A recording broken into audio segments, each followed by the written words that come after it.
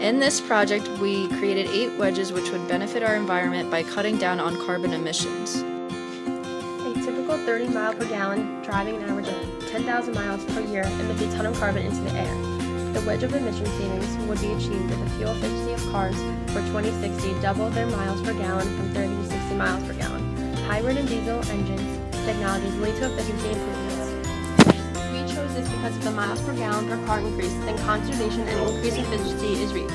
Cutting carbon emissions by making engines more efficient improve the environment. Taxpayers developing in industrialized countries would be the most affected due to the cost value. All companies and manufacturers would improve their animal profit by this project.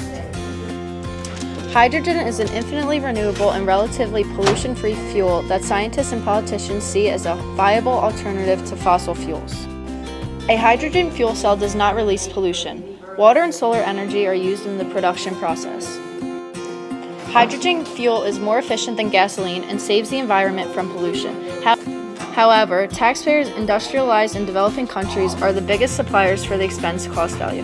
This project would benefit companies by increasing their productivity and profit.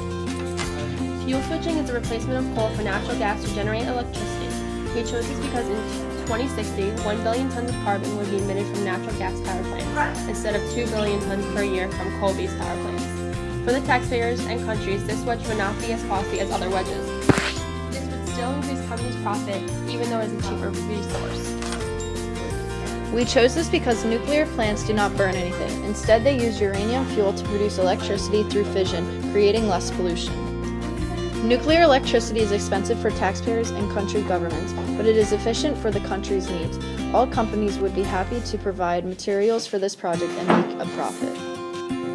Wind power is the conversion of wind energy into a useful form of energy, such as using wind turbines to produce electrical power, windmills for mechanical power, wind pumps for water pumping or drainage, or sails to propel ships. Large wind farms consist of hundreds of individual wind turbines, which are connected to the electric power transmission network.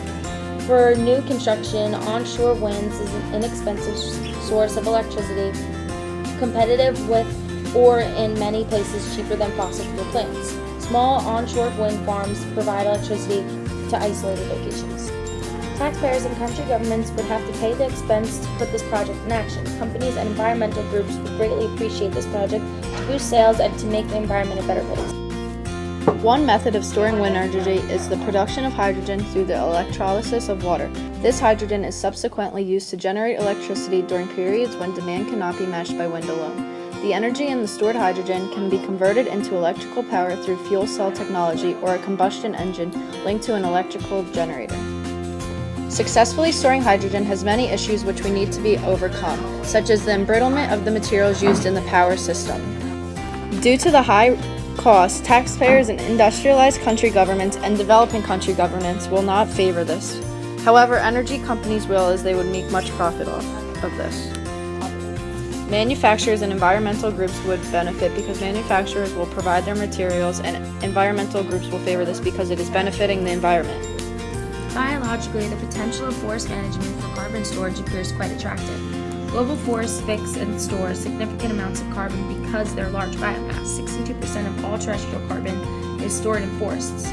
Forest management can enhance carbon fixing and store of terrestrial ecosystems. Taxpayers developing and industrialized countries would be most affected due to the cost of this expense of helping the environment. Manufacturers and companies would improve their sales due to the excessive need of materials. Environmental groups would approve of this project to make the nation environment friendly. Organic matter is a key component of soil that affects its physical, chemical, and biological properties, contributing greatly to its proper functioning on which human societies depend. Benefits of soil organic matter include improvement of soil quality through increased retention of water and nutrients, resulting in greater productivity of plants in natural environments and agricultural settings. This project improves soil structure and reduces erosion, leading to improved water quality in groundwater and surface waters. Due to the cost expense of this project, it would greatly affect taxpayers, developing and industrialized governments. Companies and manufacturers would be greatly needed to help satisfy this project, increasing their profit of sales. Environmental friendly groups would greatly approve of this action to help make the environment healthy. And this concludes our project about making this environment a better place to live and reducing the carbon emissions in the world.